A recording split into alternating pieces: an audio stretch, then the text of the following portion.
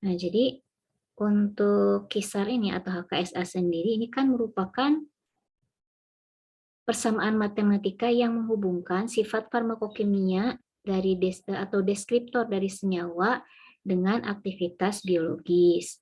Nah, pada HKSA ini kita harus mensintesis senyawa turunan dari senyawa induk ya yang merupakan senyawa penuntunnya. Jadi pada HKSA ini harus ada senyawa penuntun. Ya, dalam proses pengembangan obatnya ada penuntunnya, ada senyawa penuntunnya atau pemandunya sebagai dasar atau panduan untuk kita mengembangkan aktivitas senyawa tersebut ya menjadi lebih baik dengan aktivitas farmakologis yang lebih tinggi, kemudian efek samping yang lebih rendah, ya seperti itu. Nah, ini salah satu contoh persamaan garis yang sudah dihitung dengan software adalah seperti ini ya. Di sini di mana yang merupakan deskriptornya itu adalah ini muatan atom ya, ini Ki, ada Ki C3 ya, artinya di sini muatan atom pada atom karbon nomor 3, kemudian atom karbon nomor 4 misalnya ya. Kemudian di sini ada log P. Nah, di sebelum UTS Anda sudah belajar mengenai deskriptor-deskriptor pada HKSA yang digunakan untuk membuat persamaan matematik yang menghubungkan antara deskriptor tersebut dengan aktivitas farmakologis atau aktivitas biologis ya, di mana hubungan antara sifat psikokimia atau deskriptor dengan aktivitas biologis itu bisa dibuat persamaan matematis dengan berbagai model. Nah, untuk yang CADD ini ya dengan software itu model yang digunakan adalah model Hans, di mana pada model Hans itu aktivitas biologis merupakan gabungan dari sifat fisikokimia atau apa namanya penjumlahan ya, jumlah dari berbagai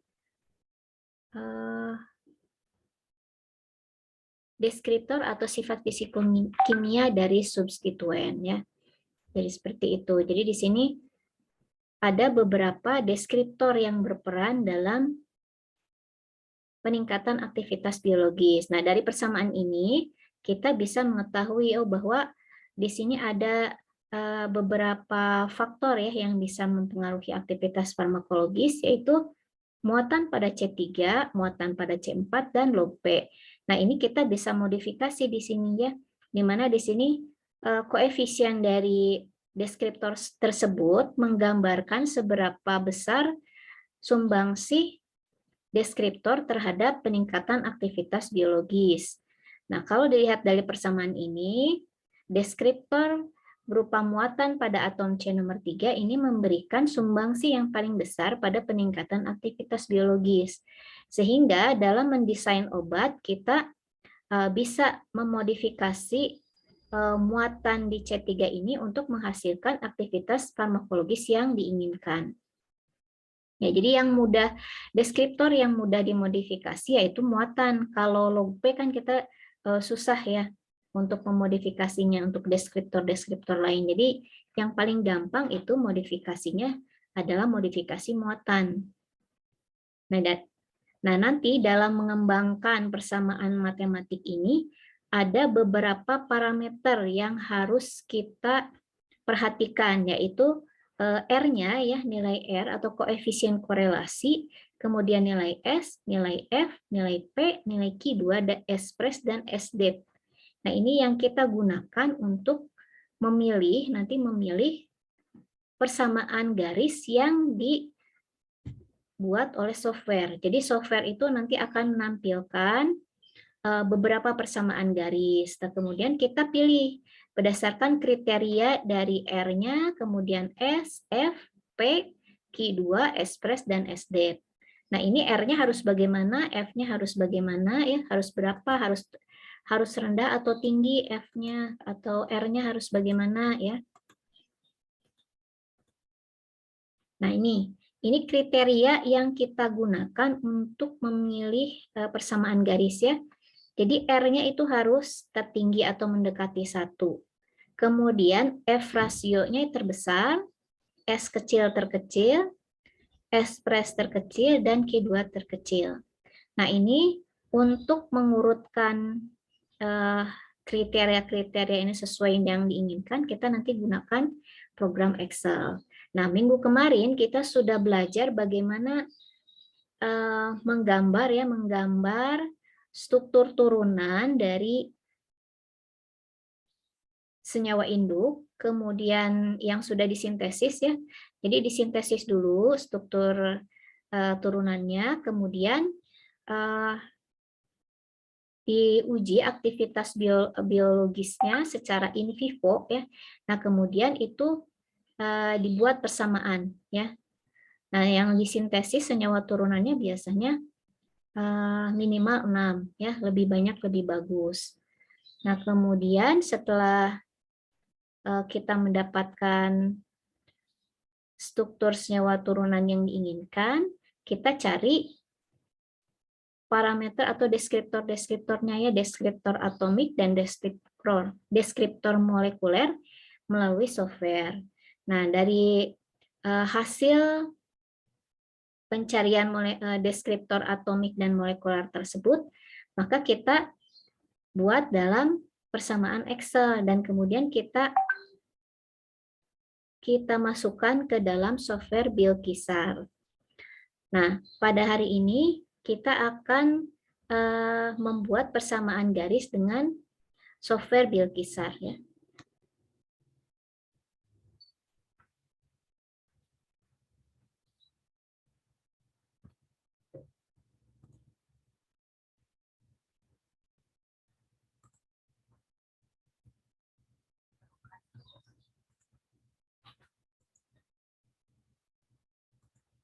Setelah pertemuan sebelumnya kita bahas mengenai bagaimana mencari deskriptor atomik dan deskriptor molekuler. Nah, kalau kita pilih satu variabel ternyata cuma muncul Ki C14. Nah, kita lihat nih Ki C14 ini bisa mudah tidak dimodifikasinya ya. Kita lihat strukturnya. Struktur dari senyawanya ya. Mana tadi ya? Sebentar, saya cari dulu.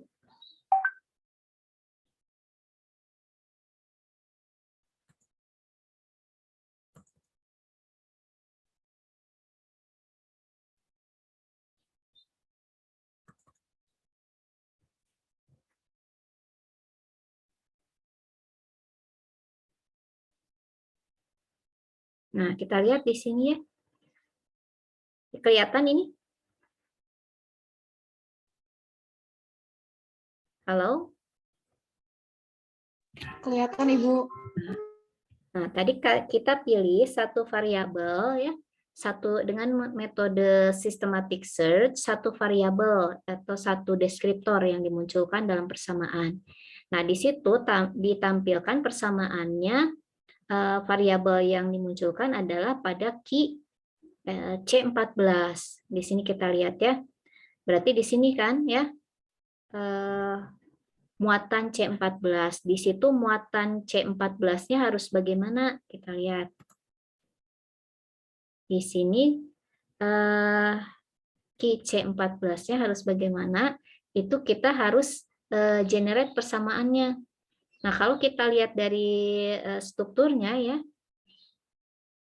Kalau lihat dari strukturnya, Ki C14 ini susah untuk dimodifikasi karena dia cukup jauh jaraknya dari R ya.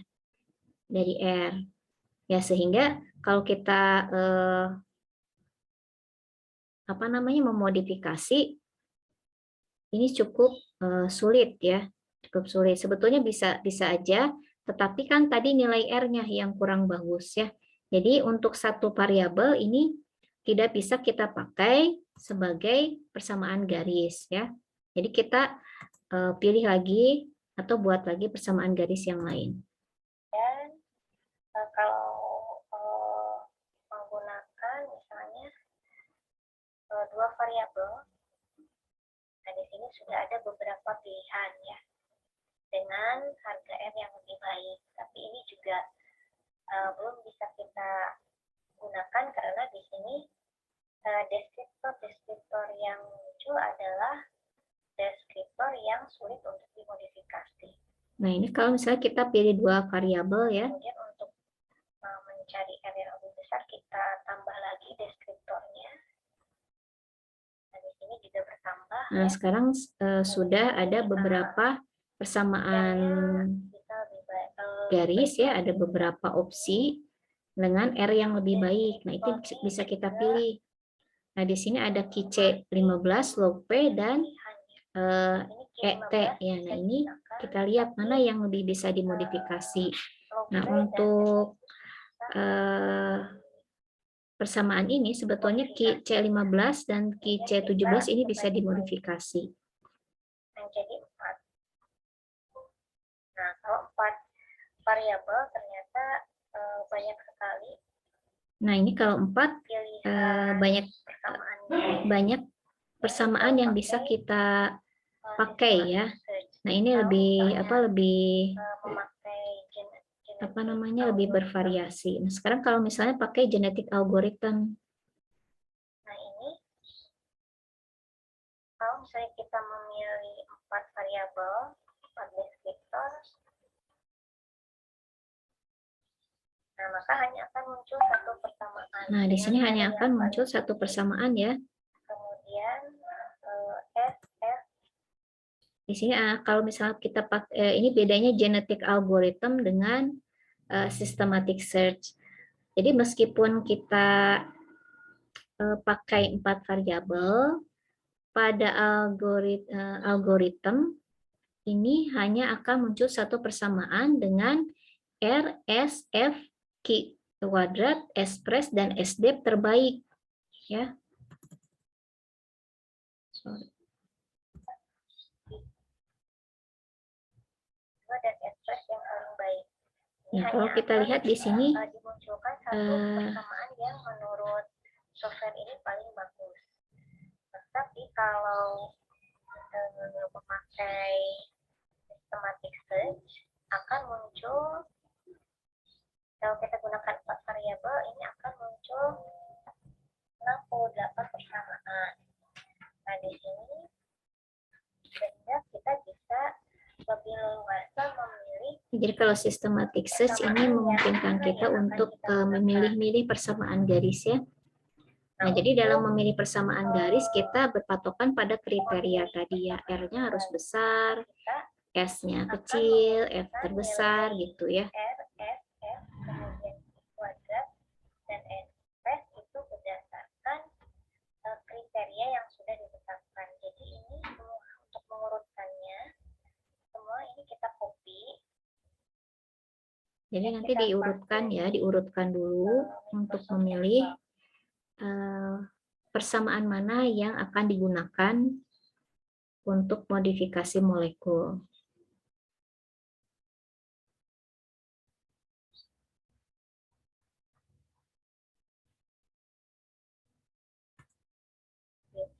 Nah, ini sudah di-copy ya ke Excel.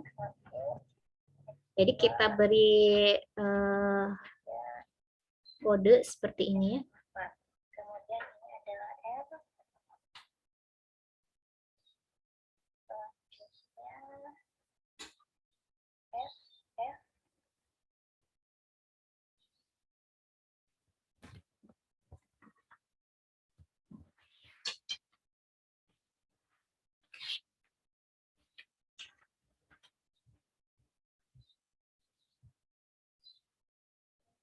Kuadrat.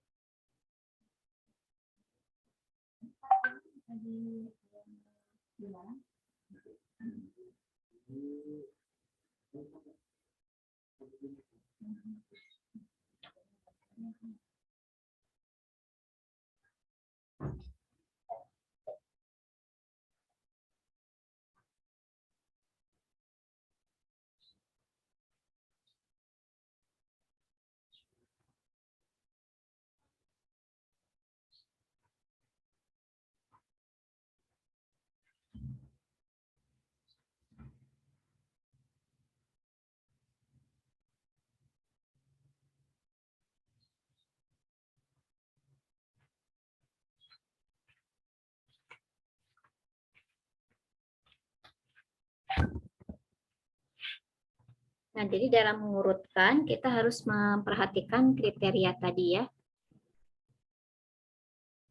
Jadi R-nya harus tertinggi, kemudian F rasio terbesar, S terkecil, S plus terkecil, dan Q kuadrat terkecil. Nah, ini nanti diurutkan. S terbesar, S terkecil, S plus terkecil, dan Q kuadrat terkecil. Caranya yaitu kita blok semua datanya.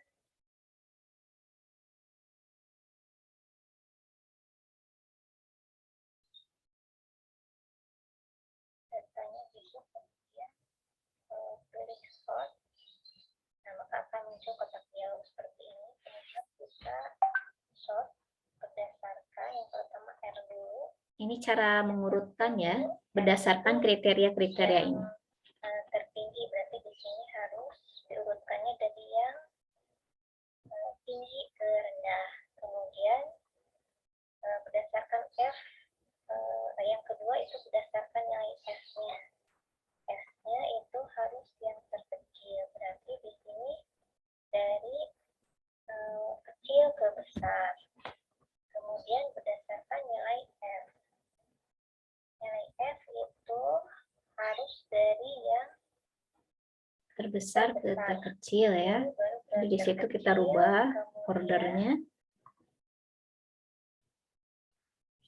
S press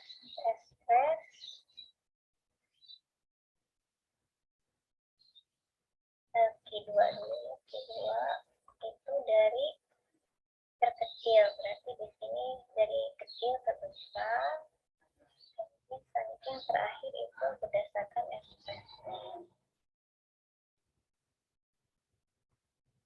Express dari kecil ke besar. Kemudian kita klik OK. Nah, ini datanya sudah diurutkan. Nah, ini data sudah berurutan ya. Sesuai dengan kriteria yang di sini ya, R tertinggi, F rasio terbesar, S terkecil, kemudian S press terkecil, dan Q2 Q kuadrat terkecil.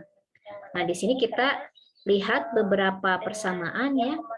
Nah, di sini yang R kuadrat, koefisien korelasinya mendekati 1 itu ternyata tidak hanya satu ya, ada beberapa. Nah, berarti kita harus memilih nih yang mana yang akan dipakai untuk mengenerate persamaan HKSA.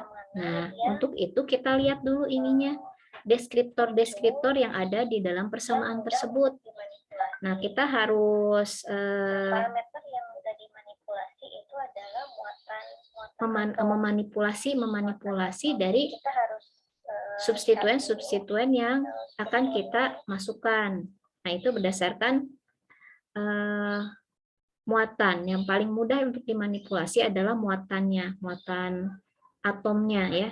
Jadi kalau kita lihat di sini strukturnya, nah muatan atom yang mudah dimodifikasi ini adalah yang paling dekat dengan substituen. Nah, substituen itu yang mana? Yang R ini. R ya, ada di sini ada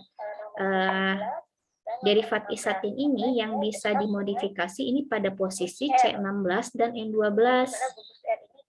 Nah, jadi muatan atom yang bisa dipengaruhi oleh kedua substituen ini adalah yang dekat dengan keduanya ya. Misalnya di sini C15 dengan C17. Kemudian di sini ada pada C11 dan C13. Nah, kita lihat persamaan yang mengandung deskriptor muatan pada C15 atau C17 atau C13 atau C11. Nah, di sini kita lihat yang nomor 1 ya. Nomor 1 ini ada Ki C1, Ki C11, Ki C15 dan Lupe. Ya, kalau Ki C1 itu di sini posisinya jauh dari posisi substituen. Nah, ini akan sulit untuk mengubahnya ya, karena di sini di struktur ini tidak bisa dimasukkan substituen. Sulit, karena ini letaknya juga agak jauh dari R yang di N12 maupun yang di N16.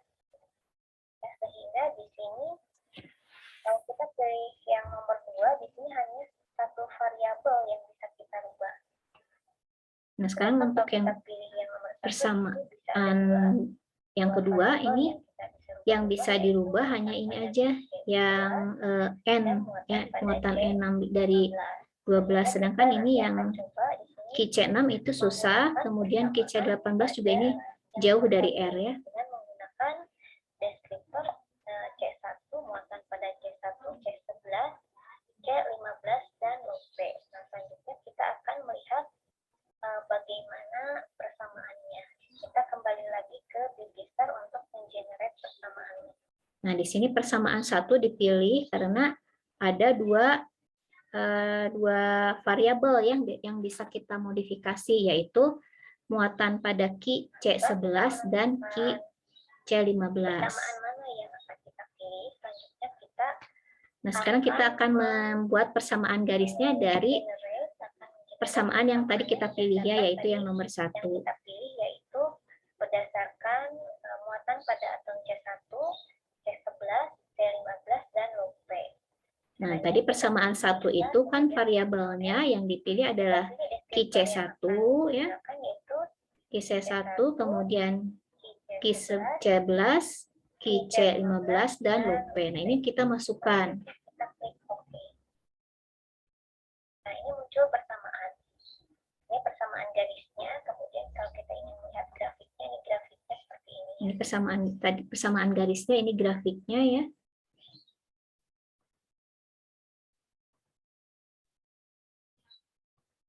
Nah, ini sekitar modelnya, ini persamaannya. Nanti persamaannya ini kita copy ke Excel. Kita copy ke Excel. Ini Ctrl C. Ctrl C. Kemudian kita paste di Excel.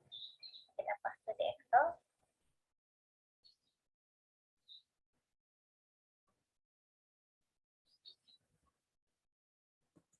Tersebut terhadap. Nah, ini sudah dikopikan ke Excel ya. Kemudian kita buat grafik seperti ini ya. Ini nama deskriptornya ya, C1, C11, C15, loop konstanta. Jadi ini QC1, C11, C15, loop, dan ini ada konstanta dimasukkan ke sini untuk menghitung ya. Kenapa kita ke Excel? Karena nanti akan dihitung. Jadi koefisiennya ditulis di sini C1 ini koefisiennya 976 positif ya. C11 itu 45, kemudian C15 51, loop min 3 dan konstanta 78. Nah, dari persamaan ini ya, dari koefisiennya kita bisa tahu deskriptor mana yang memberikan sumbangsi paling besar terhadap perubahan aktivitas biologis. Nah, dari sini kira-kira yang mana nih? Deskriptor mana yang paling dominan dalam mempengaruhi aktivitas biologis?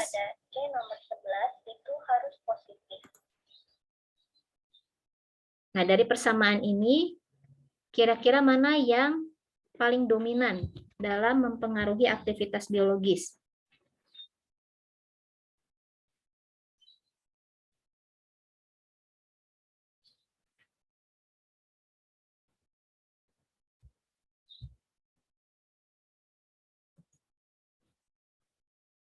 Halo?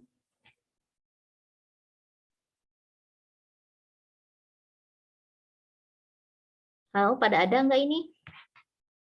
Ada, Ibu. Nah, coba dilihat nih. Ini kan persamaan ini yang di generate dari Bilqisar ya. Ini dapat kita persamaan ini. Tadi persamaan yang kita pilih itu yang nomor 1, yang memasukkan QC1, QC11, QC15, dan loop. Nah, sekarang udah dikasih ini persamaannya oleh Bilqisar seperti ini. Nah, dari persamaan ini, seperti saya dijelaskan di awal, kita bisa mengetahui kan kira-kira ini deskriptor mana yang paling dominan dalam mempengaruhi aktivitas biologis. Nah, dari persamaan ini mana yang paling dominan?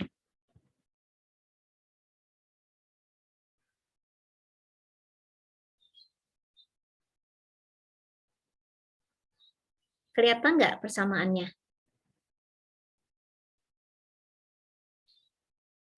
Terlihat, Ibu. Ya, yang mana yang paling dominan?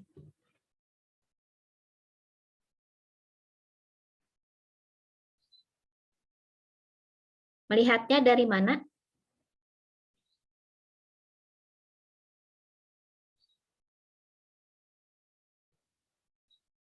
Bagaimana kita bisa tahu bahwa itu variabel tersebut memberikan sumbangsi yang paling besar pada peningkatan aktivitas biologis? Itu taunya dari mana? Lihatnya yang mendekati 1, bukan Bu, atau gimana, Bu? Itu Yang kriteria untuk memilih persamaan ya. Nah, untuk mengetahui deskriptor mana sih yang paling dominan gitu untuk mempengaruhi aktivitas farmakologis, kita lihat koefisien dari deskriptornya. Nah, koefisiennya bagaimana nih? Mana yang paling besar? Koefisiennya. Yang C1, Bu. Ya, KC1 di sini dia memberikan sumbangsi yang paling besar terhadap peningkatan aktivitas biologis. Kemudian disusul oleh apa selanjutnya? Setelah C1, apalagi yang berpengaruh?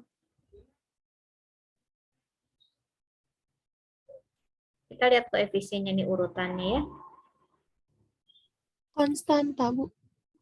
Bukan konstanta, koefisien dari deskriptor. Oh, C15, Bu. C15 ya, ini setelah C1, ini C15 juga memberikan sumbangsi yang cukup besar pada peningkatan aktivitas biologis. Kemudian selanjutnya C11 dan baru log P. Nah, dari sini kita bisa bisa mendesain kira-kira kita harus mensubstitusi substituen seperti apa ke dalam R ini dengan melihat koefisien-koefisien ini. Nah, dari sini yang C1 itu kan letaknya di sini ya. Meskipun dia paling besar, tetapi kita akan sulit memodifikasi muatan pada C1. Di sini muatan C1-nya harus positif, karena ini positif ininya ya. Koefisiennya itu positif, sehingga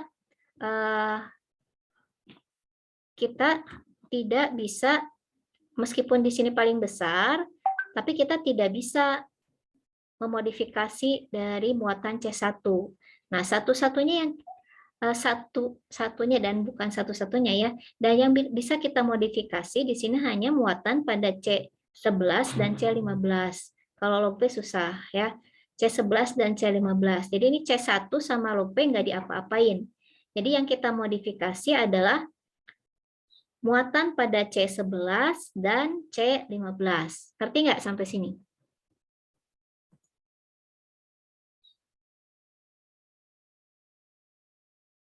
Mengerti? Ngerti, Bu. Ya. Ingat ya, jadi kita hanya memodifikasi muatan pada C11 dan C15. Ya. Caranya bagaimana? Caranya di sini muatan C11-nya harus kayak gimana nih? Kita lihat koefisiennya. Koefisien dari C15 itu positif. Berarti muatannya harus gimana nih di C? C11. Harus lebih gimana? Lebih positif atau lebih negatif dari yang semula?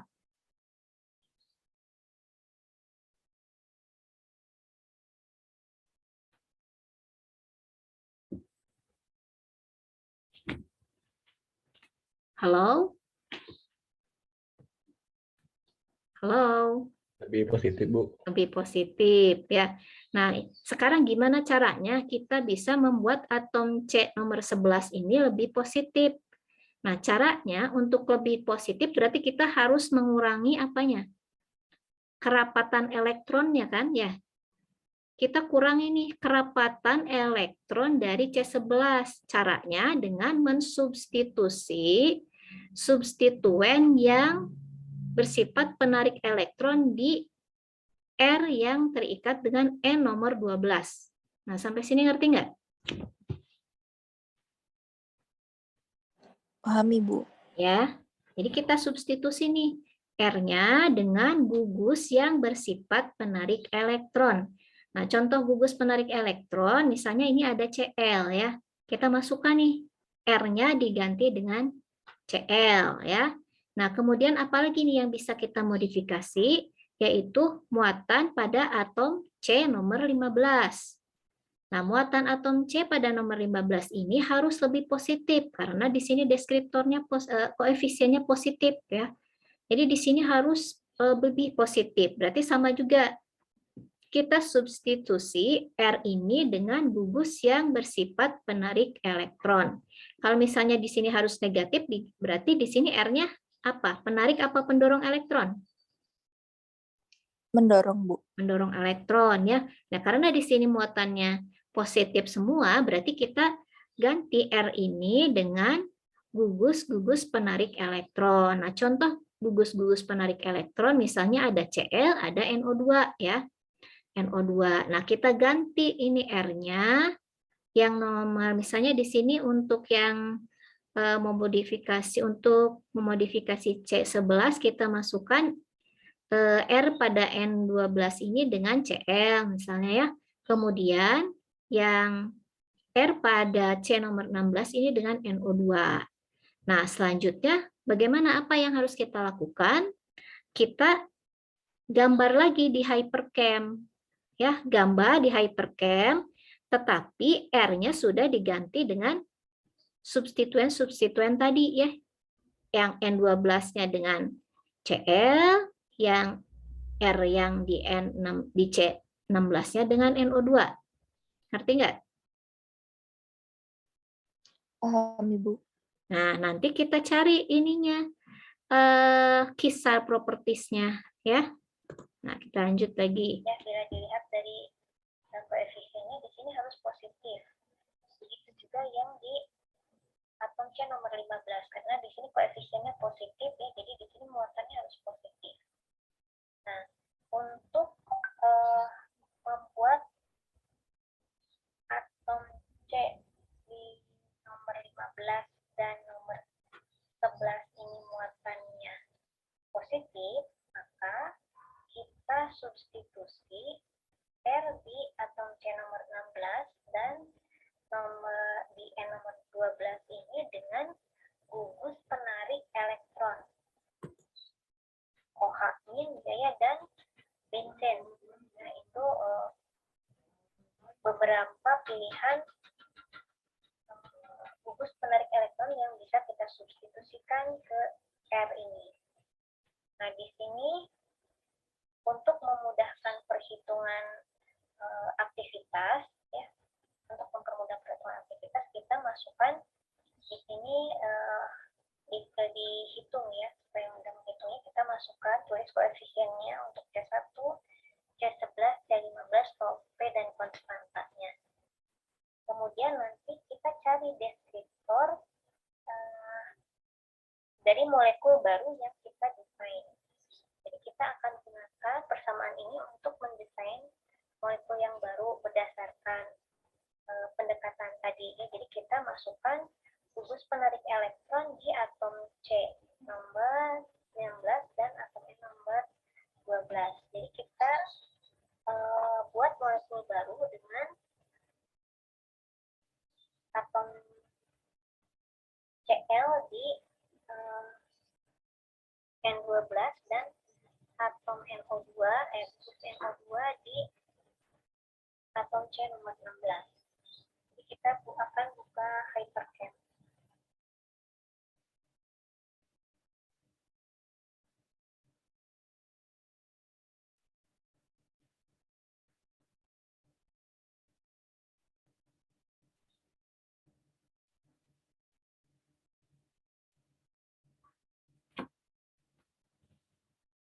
Jadi kita akan membuat molekul baru yang tadi kita desain di hypercam dan mencari deskriptornya.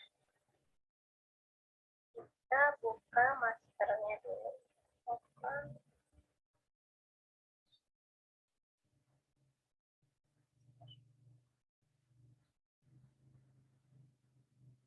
Masternya. Nah, ini kita buka dulu ya struktur senyawa induknya. Jadi nanti di N12 ini kita ganti ini substituennya dengan Cl tadi ya, sama yang di 16 ini nanti kita ganti dengan NO2. Cara perikanan hapus, kemudian kita substitusikan di nomor 12 dengan Cl.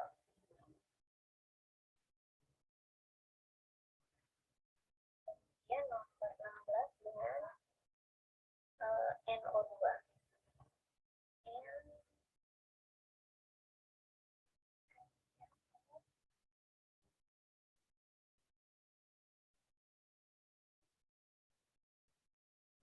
Kita klik karena sudah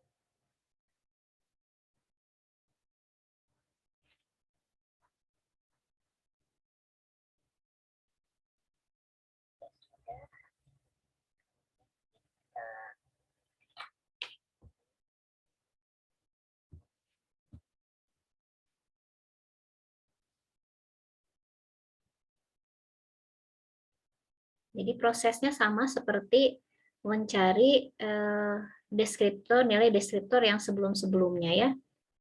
Hanya kita ganti saja tadi dengan ada substitusi Cl dan NO2.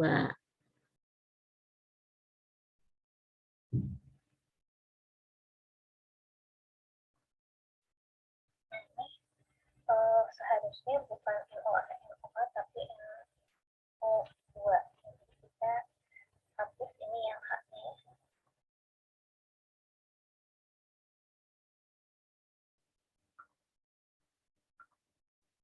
Dan bisa kita klik. Oke, sudah selesai.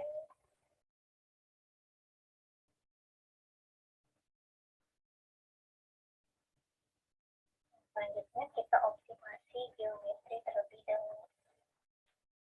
Dioptimasi dulu ya secara geometrinya. Cara Jadi sebelum menghitung kisar propertiesnya harus kemudian kontur, dioptimasi dulu ya ininya, strukturnya. optimization. Nah, di sini pilih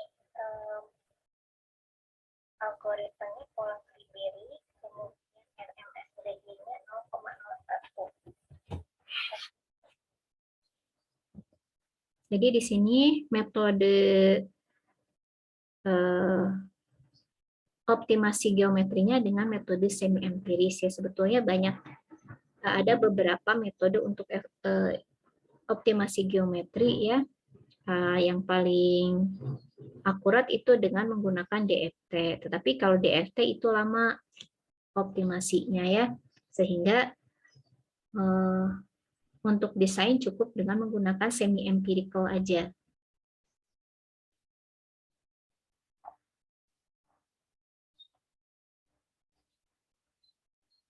Nah, semi empirical yang banyak dipakai itu dengan level teori PM3 ya, ini yang saya gunakan.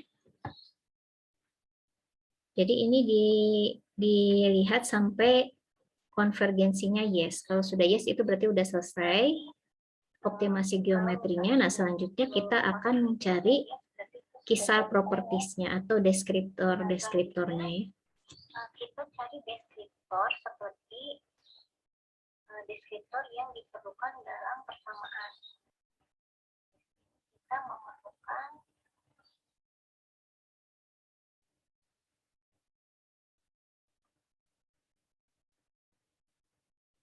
jadi kita harus cari berapa muatan atom di. Nah, deskriptornya yang kita ambil itu tidak semua muatan ya, hanya muatan pada C1, C11, C15, dan log P yang kita cari deskriptornya ya.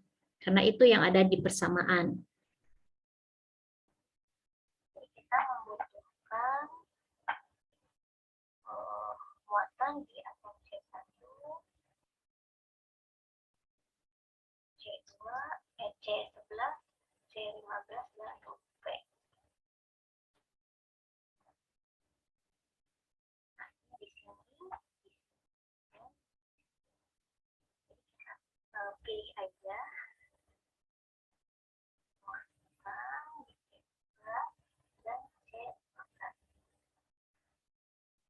kita klik display, kemudian label, kemudian charge.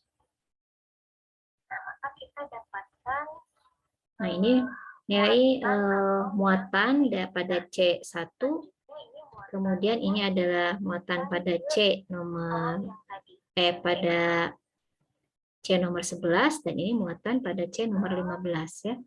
Nah, ini kita masukkan nilai-nilai tadi ke persamaan garis. Nah, ini ya sudah dimasukkan ke persamaan garis. Untuk di C1 itu min 0,093. 0,093. Nah, ini saya juga sudah mencari sebelumnya ya, akhirnya tidak cukup berbeda ya, kalau mau pakai yang ini bisa atau mau coba nilai yang baru boleh juga ya. Kita masukkan. Jadi nilai-nilai tadi yang kita dapat ya dari senyawa baru kita masukkan ke sini.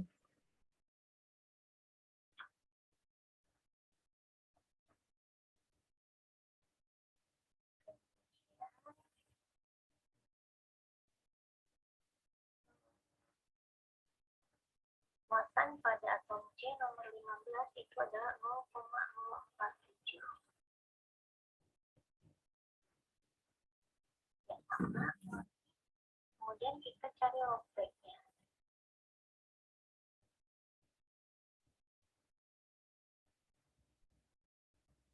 Kita cari log back dari muatan baru yang kita desain. Kita properti, kemudian klik log back, klik compute. Hasilnya sama ya, 0,08. Nanti kita masukkan ke log back yang diekspor, kolom log back yang diekspor.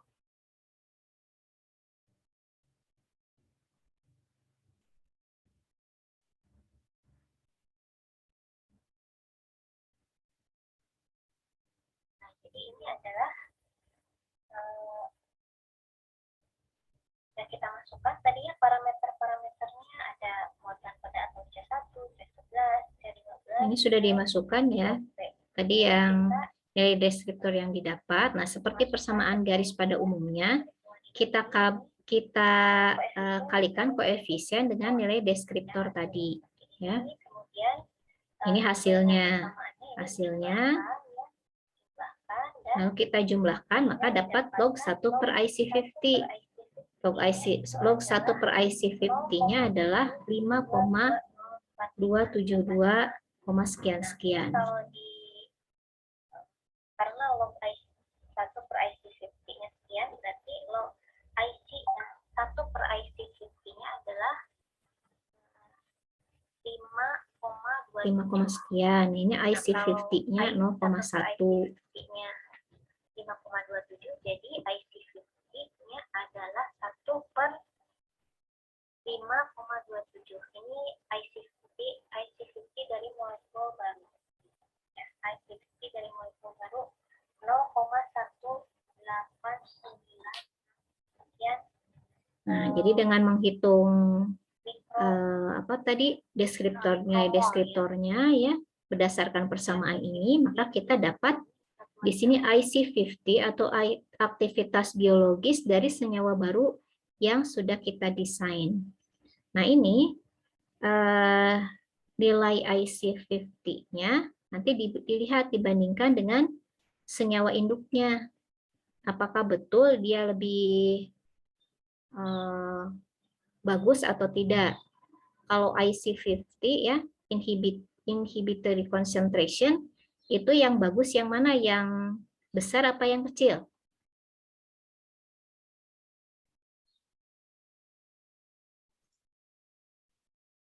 Yang kecil, Bu. Yang kecil. Jadi semakin kecil IC50, dia semakin poten gitu ya. Data dari senyawa-senyawa yang sintetis dan IC50-nya, aktivitas biologis yang dinyatakan sebagai IC50-nya, di mana di sini senyawa induk MH1 itu IC50-nya 37 Nah, ini Yang MH1-nya 37 IC50-nya. Tadi molekul baru yang kita desain berapa IC50-nya? Ini IC50-nya itu adalah 0,189. Jadi ini Jadi lebih apa? Lebih poten atau lebih jelek ininya aktivitas biologisnya? daripada senyawa induk. Jadi desain molekul baru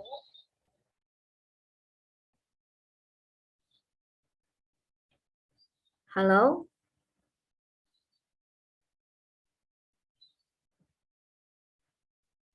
Lebih poten, Bu. Halo?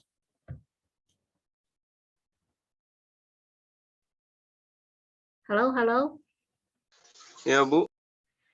Ya, ini kan sudah dihitung ya. Sudah dibuat persamaan, kemudian kita buat molekul baru ya, kita desain molekul baru.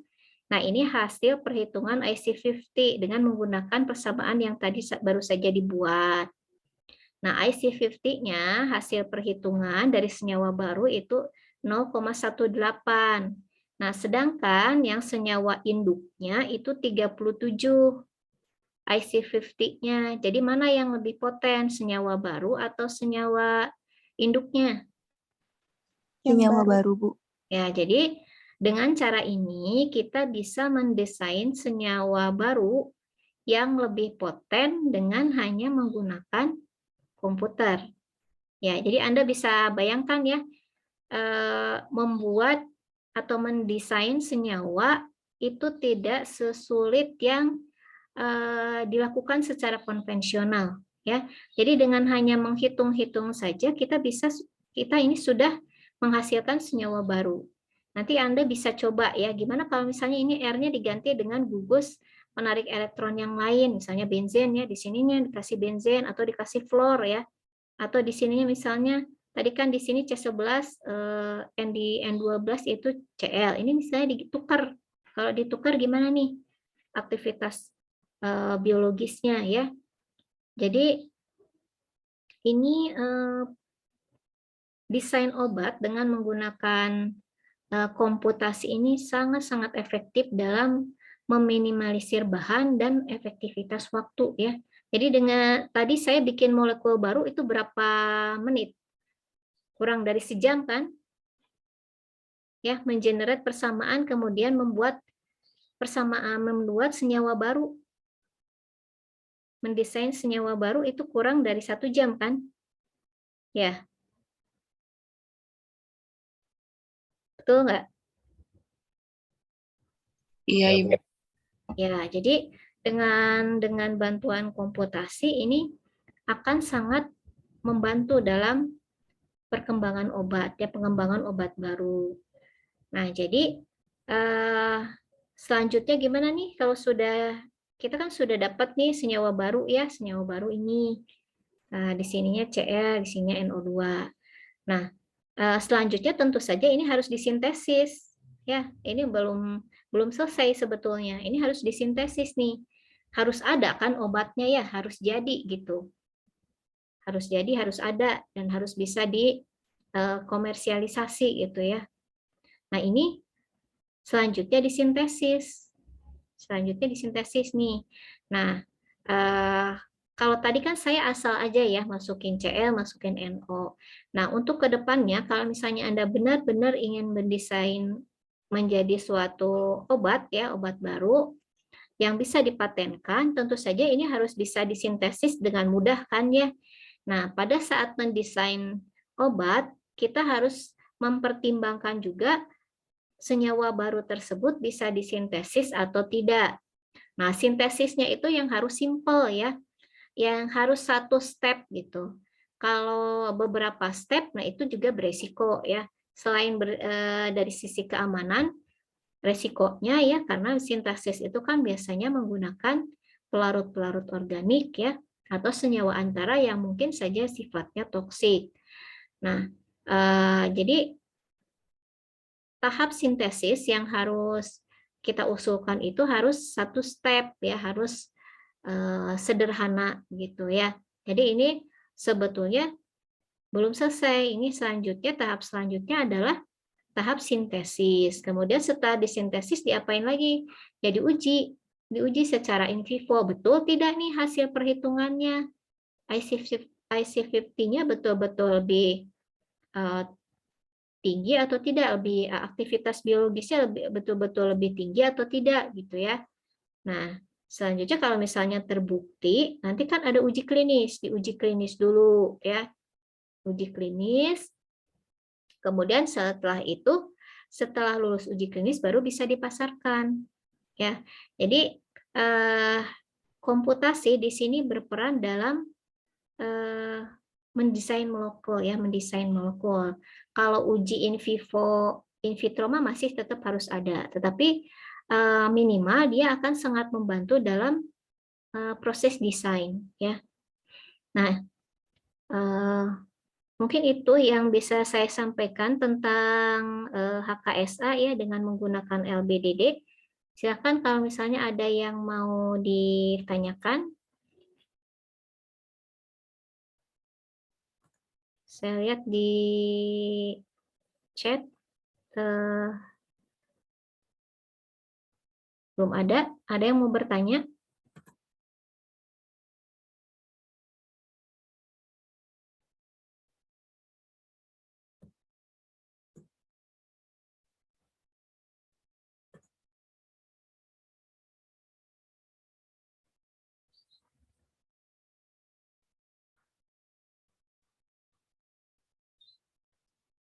Bu mau nanya, Bu.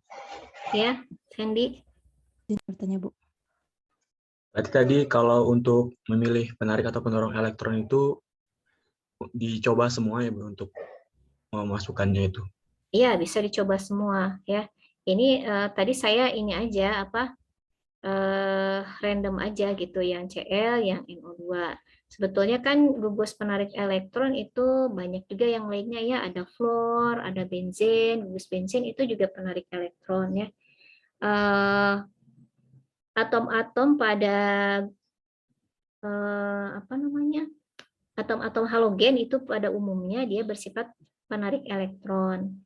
Sedangkan atom-atom logam biasanya dia bersifat penarik elektron ya, yang positif-positif itu penarik elektron. Gitu ya. Kayak OH, OH itu penarik elektron, OH-nya ya.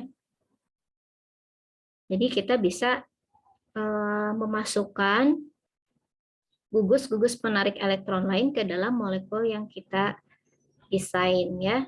Nah, tetapi sekali lagi kalau mau misalnya benar-benar mau disintesis, kita harus mempertimbangkan kemungkinan memungkinkan atau tidak senyawa tersebut untuk disintesis.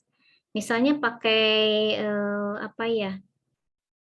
Pakai Cl misalnya. Sumber Cl di sini banyak atau enggak, mudah atau tidak didapatkan, atau sumber NO2 itu apa gitu, mudah didapatkan atau tidak. Kita cari bahan-bahan dan metode yang paling sederhana untuk membuat atau mensintesis senyawa baru yang sudah kita desain.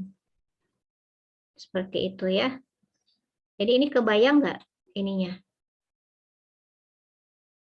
prosesnya?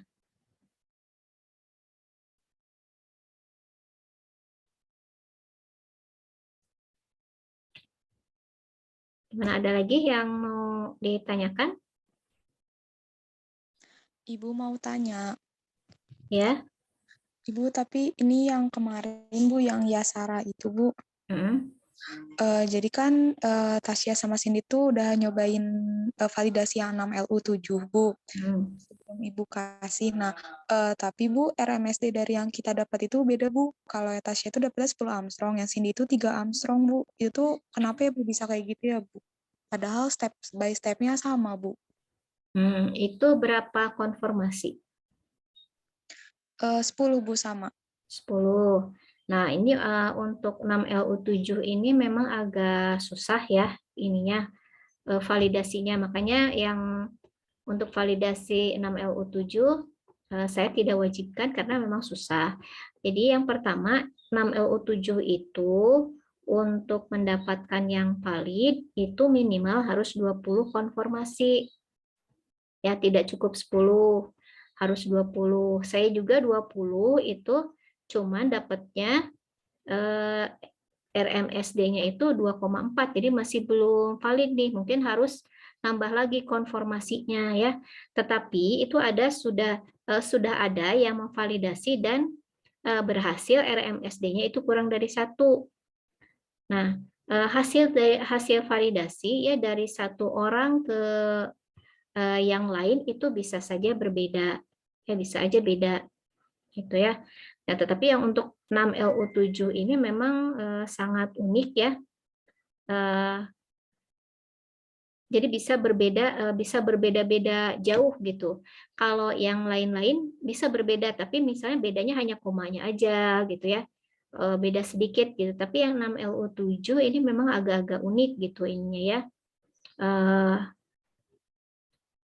Targetnya itu agak unik sehingga memang lebih sulit untuk memvalidasi yang 6LU7. Makanya saya tidak wajibkan yang 6LU7 untuk validasi.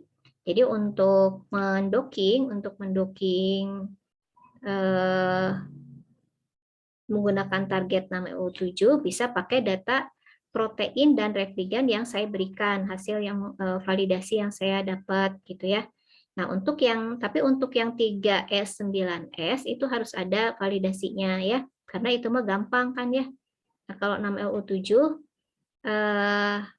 data validasinya ya nanti akan saya berikan ya. Kemudian protein dan repligannya yang bisa dipakai untuk docking dengan senyawa lain juga bisa pakai yang saya.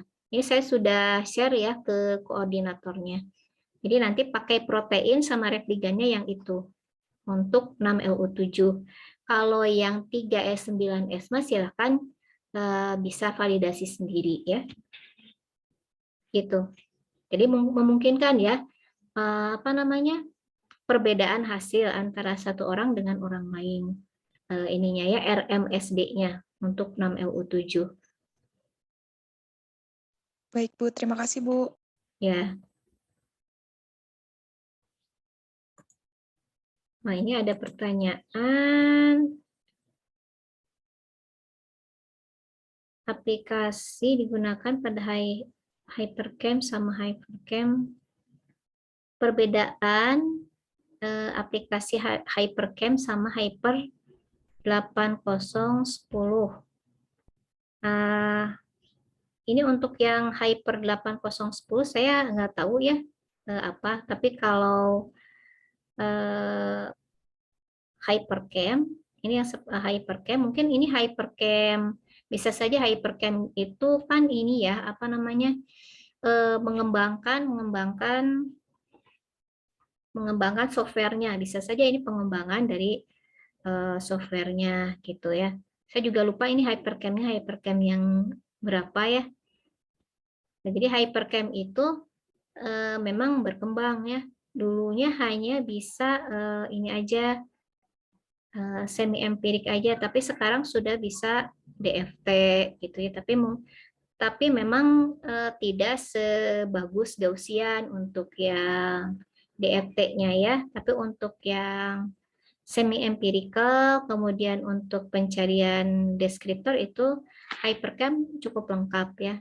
Untuk yang DFT ini tidak sebagus Gaussian ya kalau yang Hypercam. Jadi ini memang sepertinya didesain untuk membantu proses desain obat dalam HKSA ya. Ya begitu, ini siapa yang tanya? Oh, nah, Nabi apa ini? Nabila atau bukan? Nabila Dinda ya. Ya, itu Nabila.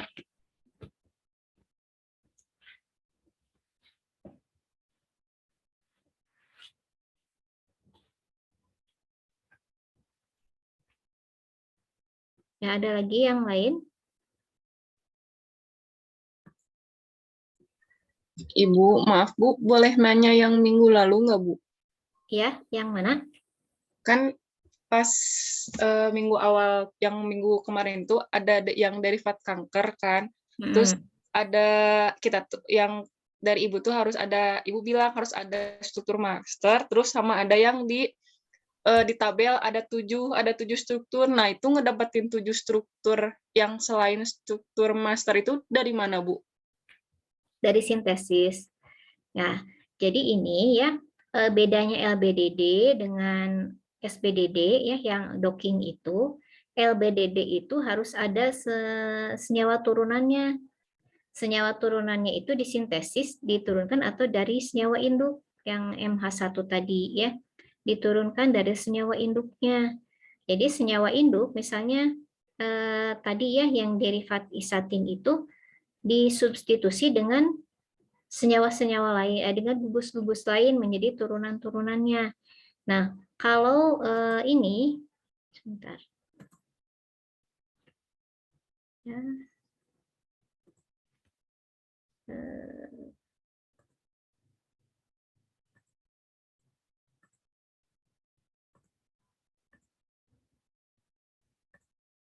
Nah, yang ini ya. Nah, ini derivat ini senyawa induknya. Nah, kemudian untuk bisa membuat persamaan HKSA, ini harus dimodifikasi dulu. Dimodifikasi, modifikasinya itu enggak sembarangan nempelin substituen ya, harus di tempat tertentu, yaitu di RC nomor 16 dan N nomor 12. Ini disubstituen dengan disubstitusi dengan berbagai substituen, kemudian disintesis dan diuji aktivitas farmakologisnya secara in vivo. Ya, kalau untuk HKSA ya, jadi harus ada data itu, harus ada data aktivitas biologis dari senyawa turunannya. Nah, senyawa turunannya dari mana ya, harus disintesis. Ya, harus disintesis. Nah, tetapi itu kan dulu ya, kan dulu. Nah, sekarang ini ada modifikasi baru nih dari HKSA. Jadi, senyawa turunan itu didapatnya dari hasil modifikasi ini di hiperchem gitu. Ini disubstitusi dengan substituen tertentu, kemudian kita kita docking dengan target tertentu. Ya, kalau misalnya untuk anti kanker nih targetnya apa? Nah, jadi senyawa baru ini, senyawa baru yang tadi kita modifikasi dari induknya itu kita docking dengan target untuk misalnya penyakit kanker. Nah, itu kan dapat skor docking. Nah, skor dockingnya itu bisa dipakai untuk menggantikan log IC50, log 1 per IC50 di apa namanya, persamaan garis tadi, gitu ya. Untuk membuat persamaan garis tadi, log 1 per IC50-nya bisa diganti dengan skor docking. Jadi, kita tidak perlu melakukan uji aktivitas lagi di laboratorium, ya, hanya perlu komputer aja untuk mendesain obat baru. Tetapi memang itu belum ini ya, belum maksudnya belum metode yang belum umum. Ini aja apa namanya? Baru beberapa orang gitu yang melakukan itu ya. Nah, HKSA yang aslinya itu harus ada uji in vivo untuk mengetahui aktivitas biologis dari turunannya. Gitu. Ya, gimana Ria? Ya Bu, berarti kalau misalkan mau melakukan, kalau bisa udah ada senyawa turunannya Bu ya, kalau ya, biar sudah ada senyawa turunannya. Makasih. Gitu. Ya.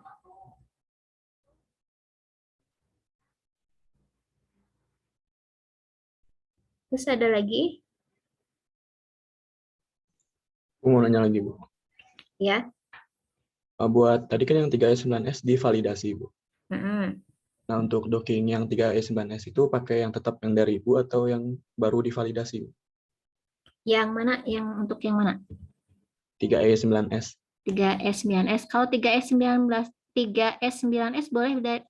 boleh dari yang sendiri aja kalau udah RMSD-nya sudah memenuhi syarat. Sudah memenuhi syarat belum RMSD-nya? Semalam sih 0,5, Bu. Ya, itu berarti udah bagus ya. Jadi bisa pakai yang sendiri aja. Itu untuk sekelas, Bu? Iya, untuk sekelas. Validasi ya. Cuman senyawanya beda-beda ya. Bisa dipakai buat sekelas. biar apa? Lebih cepat ya.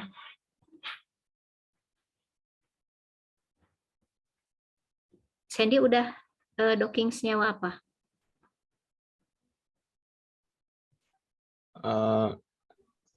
Ada sinamaldehid, Bu. Oh,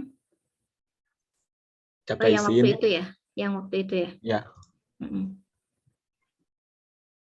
Sinamaldehid. Ya, oke.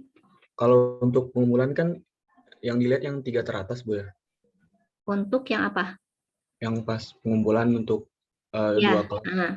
Jadi Nah, itu di semuanya dikumpulin dulu ya, kemudian diurutkan 3 yang paling kecil skor dockingnya itu yang dipilih nanti yang dibahas ya di pembahasan.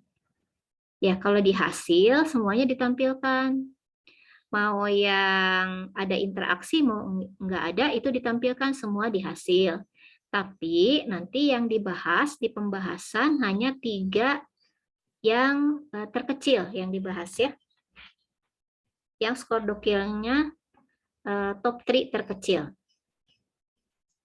itu yang ngebahasnya yang punya senyawanya atau Ya, semua? yang punya senyawanya. Nanti kan dikumpulin dulu sama, atau mungkin bareng-bareng juga nggak apa-apa. Kan itu kelompok ya itu mah ya. Jadi dibahas semua.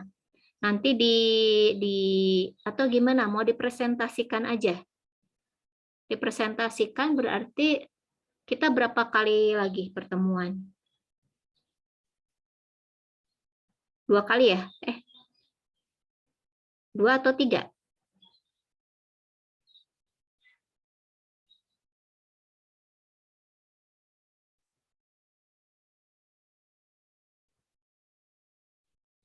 Berapa kali?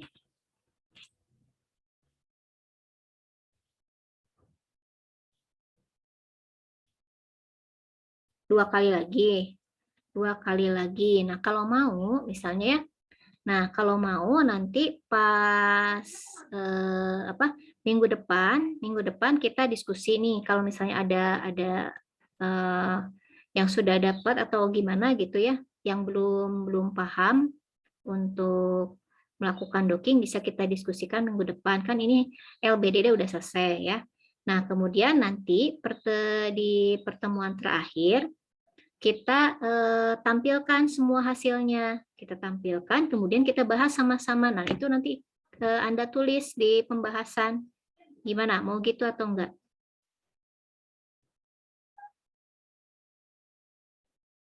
Atau mau sama sendiri aja?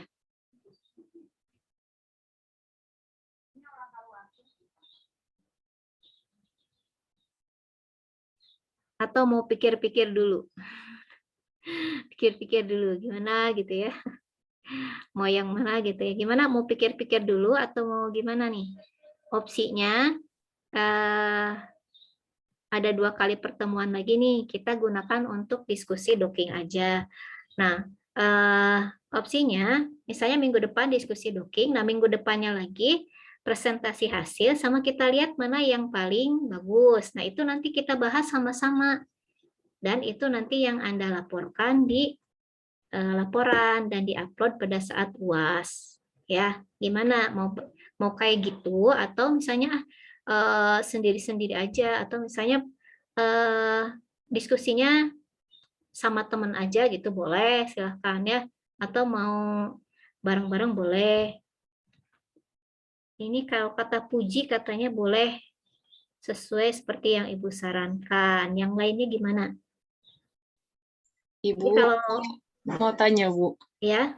Ibu kalau misalkan dibahas kan berarti kan harus udah ada hasilnya semuanya. Ya, Yang kelas A, kelas B juga harus ada dua-duanya. Ya.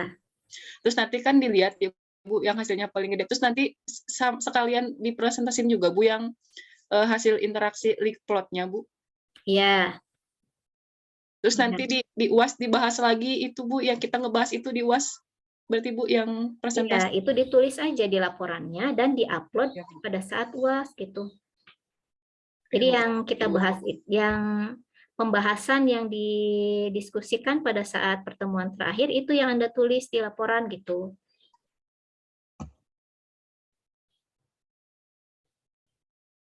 Ya, jadi untuk UAS, soalnya itu yang kemarin ya, soalnya itu yang jadi bukan soal ya, ini mah take home ya. Jadi Anda mendocking beberapa senyawa ya, Anda docking senyawa pada 2 target 6Lu7 dan 3S9S. Kemudian dari sekelas itu dicari mana yang paling bagus, 3 ya, 3 yang paling bagus. Kemudian dibahas interaksinya, kemudian apa namanya, ikatan-ikatan yang terlibat dengan reseptornya apa saja, kemudian hasil visualisasinya bagaimana. Itu yang untuk UAS ya. Jadi nggak ada UAS gitu ya, soal bukan nggak ada UAS ya. Tidak seperti UAS yang sebelumnya gitu. Jadi soal UAS-nya tuh yang itu ya, yang docking itu ya.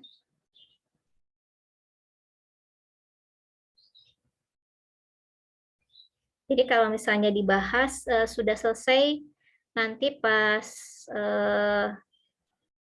pertemuan terakhir, berarti kita bisa selesaikan. Ya, jadi nanti pas UAS itu tinggal upload aja. Jadi Anda nggak ngerjain apa-apa lagi. Tinggal upload aja. Nanti, tapi uploadnya sendiri-sendiri ya. Meskipun sama isinya ya. Nanti kan laporannya sama ya, untuk setiap orang sama laporannya kan. Nah, itu di-uploadnya sendiri-sendiri, karena kan di Edmodo itu ini kan apa namanya, setiap orangnya ketahuan itunya apa, dia mengupload atau tidak gitu. Jadi supaya nggak kosong di submission-nya, Anda upload sendiri-sendiri meskipun isinya sama sekelas teh gitu ya, ngerti nggak? Ngerti, Bu. Ya, isinya mah sama, tetapi di-upload ke Edmodo-nya sendiri-sendiri gitu supaya ini tercatat ya submission-nya. Gitu. Jadi silahkan kalau misalnya nanti berarti ada waktu 2 minggu ya untuk menyelesaikan dockingnya. Kalau misalnya masih ada kesulitan, boleh ditanyakan ya pada saat nanti kuliah atau sebelum kuliah ya, atau di luar jam kuliah boleh ya. Gitu ya. Jadi Anda bisa diskusi dengan temannya atau bisa tanya ke saya. Ya. Gitu. Nanti itu link plot itu kan ini ya, kita pakai lisensi akademik. Nah, kalau misalnya itu habis ya lisensinya, Anda bisa daftar lagi dengan username, dengan email dan password yang kemarin Anda pakai untuk download gitu ya. Jadi bisa ngedownload lagi kalau misalnya nanti gitu mau pakai ya, itunya habis, lisensinya bisa download lagi. Ya, gimana?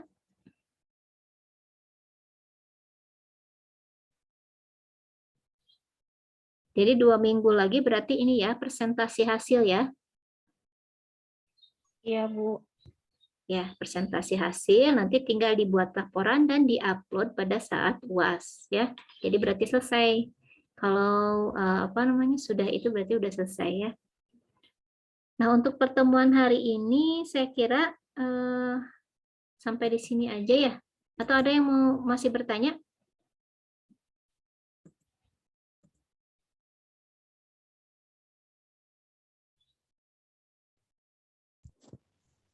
Sudah cukup, Bu. Sudah cukup ya? Oke. Kalau sudah cukup, saya akhiri sampai di sini. Terima kasih perhatiannya.